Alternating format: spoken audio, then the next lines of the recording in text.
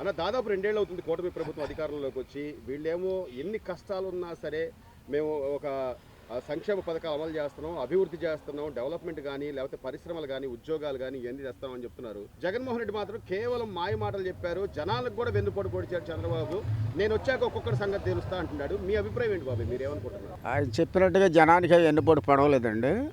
ఈ రోజు రాష్ట్రం ఈ స్థితిగా అభివృద్ధిలో ముందుకు సవారేస్తుందంటే ఆ చంద్రబాబు గారు సీనియర్ 4 సార్లు ముఖ్యమంత్రి చేస్తున్నాడు. ఆయన ఉండబట్టి మరి ఈ రోజు రాష్ట్రం అన్ని రంగాల్లో రాజధానికి వెళ్ళి మొన్న వెళ్ళొచ్చా జనం తిరణాల పనులు ఎంత వేగంగా ఉంది. నేను ఆశ్చర్యపోయి నిలబడి నేను చూడలే. మొన్న వెళ్ళి చూసి వచ్చా. అసలు ఎంత అభివృద్ధి జరుగుతుందంటే చెప్పలేం. ఈ 1000 కోట్ల అభివృద్ధి జరుగుతుంది. ఇన్ని ఇబ్బందుల్లో కూడా ఆర్థికంగా మనం చాలా వెనకబడి ఉన్నాం. ఇన్ని ఇబ్బందుల్లో కూడా ఇంత చేస్తున్నా అదేమంటే నేను మళ్ళీ మావిగానని చెప్పి కొత్త పదం తీసుకొచ్చి నేనేదో కొత్త ఆలోచన ఇచ్చాను, అసలు ఆ మాట వింటేనే చంద్రబాబు గారికి గుండె ఆగినంత పని అవుతుంది, అది ఇదని చెప్పి మాట్లాడుతున్నాడు. అసలు ఏంటి సార్ ఆయన ఆలోచన ఏంటి జగన్మోహన్ రెడ్డి గారిది? ఆయన ఏంటంటే ఆయన ఉద్దేశం మాజీ ముఖ్యమంత్రి జగన్మోహన్ రెడ్డి గారు అట్లా అంటాం. ఆయన ఉద్దేశం ఏంటంటే నేను కూడా ఏదో అనాలి. ఆయన చక్కగా పని చేసుకుంటున్నాడు, రాజధాని డెవలప్ చేస్తున్నాడు, సుభిక్షంగా నడిపిస్తున్నాడు రాష్ట్రాన్ని. మరి ఏది ఏ టైంకి ఇవ్వాలో ఇప్పుడు సంక్షేమ పథకాలు ఉన్నాయి, పెన్షన్ ఇస్తున్నాడు. ఆయన అసలు 4000 ఇస్తానికి ఇంకొక 5 సంవత్సరాలు పట్టుద్ది అన్నాడు. ఆ 4000 ఆయన ఇచ్చి చూపించాడు. ఆ 4000తో పాటు ఇంకొక 3000 4000 కలిపి మొత్తానికి రెండు ఇచ్చేసాడు. 7000 రూపాయలు ఇచ్చేసాడు. మరి ఆ రకంగా నువ్వైతే జనానికి పేదవాళ్ళకి 1000 రూపాయలు పెంచడానికి 5 సంవత్సరాల టైం పట్టుద్ది. ఇప్పుడు ఆయన ఒక్కసారి 1000 రూపాయలు పెంచాడు. మరి 1000 రూపాయలు అంటే మాటలు కాదు కండి, వాడుకోవటానికి ముసలోళ్ళు మందులు వాడుకోవటానికి రకరకాల ఇబ్బందులు ఉంటాయి. వాళ్ళందరూ చాలా సంతోషిస్తారు. స్కూల్ పిల్లలు బాబా ఈ రోజున వాళ్ళు వెళ్తుంటే ఎంత ముచ్చటగా అనిపిస్తుంది. వాళ్ళ యూనిఫామ్లు కానీ, పుస్తకాలు కానీ, లేకపోతే మధ్యాహ్నం భోజనం కానీ, అందులో లోకేష్ గారు విద్యాశాఖ మంత్రిగా ఆయన బాధ్యతలు తీసుకున్న తర్వాత ఎలా అనిపిస్తుంది? ఆయన తీసుకోబట్టే ఈ విద్యా వ్యవస్థ కానీ ఇప్పుడు ఈ ఉద్యోగాలు కానీ ఇన్ని రావటం కారణం ఆయనే. ఎందుకంటే ఇతర దేశాల్లో తిరుగుతున్నాడు, అవన్నీ లాక్కొస్తున్నాడు.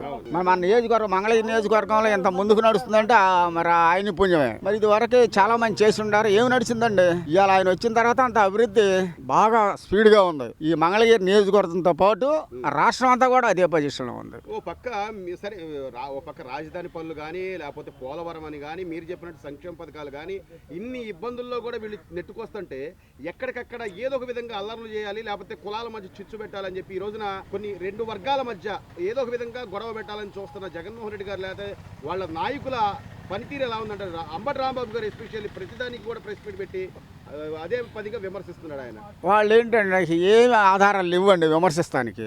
ఏదో ఒకటి కులపరంగానో మతపరంగానో ఏదో ఒకటి నిందేద్దాం, ఏదో ఒకటి ఒక ఎలిగేషన్లు పుట్టించి మనం కూడా అధికారంలోకి ఎట్టనే కానీ రావాలనే ఒక దురుద్దేశంతో తప్పితే ప్రజల్లోకి చక్కగా వెళ్ళి మీ చేసే మంచి పనులు మీరు చేస్తే మీరే వస్తారు. ప్రజల్లో మార్పు వచ్చింది అనుకోండి, ఏముంది ఆయన శుభ్రంగా చేస్తున్నారు. శుభ్రం చేసేవాడిని చేయనియాలి కదా. మీకు ఇచ్చినప్పుడు మీరేం బాగా తీశారు? లేదు కదా. మీరు చేశారు ఎంత మట్టికి. ఇవాళ అసలు రాజధాని మీరు ముట్టుకొని చెయ్యలే. ఇవాళ ఎట్లా ఉంది రాజధాని? ఏంది ఆంధ్రప్రదేశ్ అసలు ఎక్కడ చూసినా సస్యశ్యామలుగా ఉంది. ఇంత సీనియారిటీ నుండి ఆయన నిజంగా ఈ ఒలి గెలుస్తాం. మన ఆంధ్రప్రదేశ్ పుణ్యం ఈడిపోయిన తర్వాత మళ్ళీ గెలిచి అభివృద్ధి చేస్తున్నారంటే చాలా గ్రేట్. అది ఈ జూనియర్ల వల్ల అయితే కాదండి. ఏ మాటగా మాట చెప్పుకోవాలి. అట్లాగే వాళ్ళ కొడుకు లోకేష్ గారు కూడా ఎక్లాస్ చేస్తున్నారు. ఎక్కడ ఏ ఇబ్బంది లేదు. నియోజకవర్గ ఎమ్మెల్యే లోకేష్ గారు ఆయన పనితీరు, ఒక ఐటీ శాఖ మంత్రిగా, విద్యాశాఖ మంత్రిగా ఆయన పనితీరు ఎలా ఉంది? ఆయనకి పేరు పెట్టే పని లేదండి. ఈ నియోజకవర్గం చూసుకుంటేనే రాష్ట్రం మొత్తం తిరుగుతున్నాడు, శుభ్రంగా నడిపిస్తున్నాడు. మా గ్రామాల్లో కూడా ఏవి కావాలంటే అయ్యి రెడీగా చెప్పిన. ఇప్పుడు ఒక సమస్య ఉంది, చెప్పిన ఖచ్చితంగా ఒక 4 రోజుల లోపల దాని గురించి పట్టించుకుంటున్నారు. ముందు దాన్ని సర్వే చేపిస్తున్నారు. దాన్ని శాంక్షన్ చేస్తానికి ఆఫీసర్లను ముందుకు పంపిస్తున్నాడు. ఇంకా అంతకంటే ఎవరు చేస్తారు? ఎంతమందికి అండి?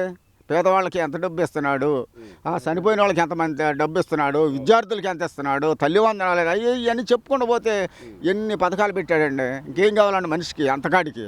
మార్పు అయితే ఉంది. గతం ప్రభుత్వంతో పోలిస్తే ఈసారి ప్రభుత్వం మారిన తర్వాత మార్పు ఉందంటారా? అసలు మామూలు మార్పు కాదండి, 90% మార్పు ఉంది. దాదాపుగా 2 ఏళ్ళు అవుతుందన్న కూటమి ప్రభుత్వం అధికారంలోకి వచ్చి. ఈ రోజున రోడ్లని కానీ, డెవలప్మెంట్ కానీ, పథకాలని కానీ, అంటే చంద్రబాబు నాయుడు గారు ఈ వయసులో కూడా కష్టపడుతూ మరో పక్క మంత్రులని, ఎమ్మెల్యేలని పరిగెత్తిస్తూ జనాలకి అందుబాటులో ఉంటున్నారా? ఎలా ఉంది? ఉంటున్నారు. బాగుంది. ఏం బాగుందంట? మామూలుగా చదువుకునే పిల్లలకు కానీ, ఈ రోడ్లు పోయటం కానీ, అమరావతి డెవలప్మెంట్ కానీ అంతా బాగానే ఉంది. చూస్తున్నారు, గమనిస్తున్నారు. సార్ స్కూల్కి వెళ్ళే పిల్లలు వాళ్ళ యూనిఫామ్లు కానీ మధ్యాహ్నం భోజనం కానీ యూనిఫామ్ కానీ అంతా బాగుంది, పిల్లలకి అన్ని బాగానే ఉన్నాయి. తల్లికి వందనం అని చెప్పి ఎంతమంది పిల్లలు ఉంటే అంతమందికి వస్తుంది అంటున్నారు, నిజమేనా? మీరు విన్నారా? వస్తున్నాయి. వస్తున్నాయా? పెన్షన్లు చక్కగా టయానికి ముసలి మామూలుగా అందరికి ముసలి చక్కగా టయానికి అందుతున్నాయి పెన్షన్లు, ఇంటికి వచ్చి ఇచ్చేస్తున్నారు. దాని గురించి చెప్పండి. రైతులకు కూడా 20,000 అన్నదాత సుఖీభావ పథకం కింద 2 దఫాలుగా అయినా వాళ్ళకి 3 దఫాలు అయినా పడుతున్నాయి. వచ్చినాయా? వచ్చినాయి. మరి జగన్మోహన్ రెడ్డి అసలు ఏం లేదు, అంతా మోసం చేశాడు, వెన్నుపోటు పొడిచి వచ్చాడని చెప్పి అవన్నీ ఒట్టి మాటలండి, చెప్పుకోవటానికి అట్టగే చెప్పుకుంటుంటారు.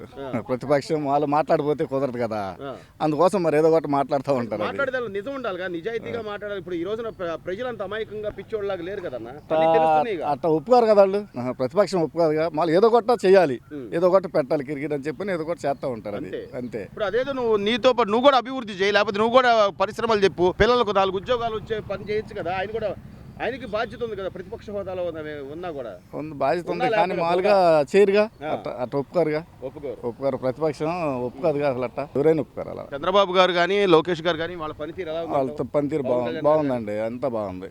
వాళ్ళు రాజధాని కానీ మామూలుగా పిల్లల విషయంలో కానీ, రోడ్ల విషయంలో కానీ, రైతు భరోసా కానీ, మామూలుగా ముసలాళ్ళ డబ్బులు పెన్షన్ కానీ, ఇవన్నీ ఉచిత బస్సు కానీ అన్ని కూడా అంతా బాగానే ఉంది. మొత్తం మీద అయితే ఈ 2 ఏళ్ళు అంటే కొద్ది మార్పు ఉందా లేదా గతంతో పోలిస్తే? మార్పు ఉంది. గతంతో అంటే జగన్మోహన్ రెడ్డి ఉండగా ఏంటంటే జనానికి బాగా డబ్బులు ఇచ్చేవాడు, తిరిగి వసూలు చేశారు. కానీ అది జనానికి తెలియదు, అందరికి తెలియదుగా. అది మన్నెత్తిన పడుతుంది, మనం కడతాం అని చెప్పని అని ఆలోచిస్తారుగా. 20,000 జగన్మోహన్ రెడ్డి 25,000 రూపాయలు వేసాడు 46 సంవత్సరాల మహిళకి అని చెప్పని అన్న ఒక ఇదే వస్తుంది. కానీ ఈ మనకి ఎత్తున్నాడు ఎలా మన మామూలుగా ఇది చేస్తున్నా మన మీద పడుతుందా లేదా అని చెప్పిన అన్న ఆలోచన లేదు అసలు. ఆ టయానికి మనకు వచ్చినాయా లేదా అనే వాళ్ళు చాలా మంది ఉంటారు.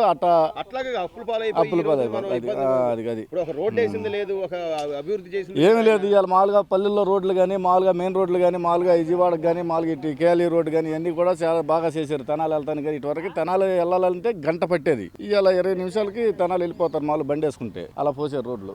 పరిపాలన బాగుంది, మార్పు ఉంది అంటారు? మార్పు ఉంది, పర్లేదు, బాగానే ఉంది.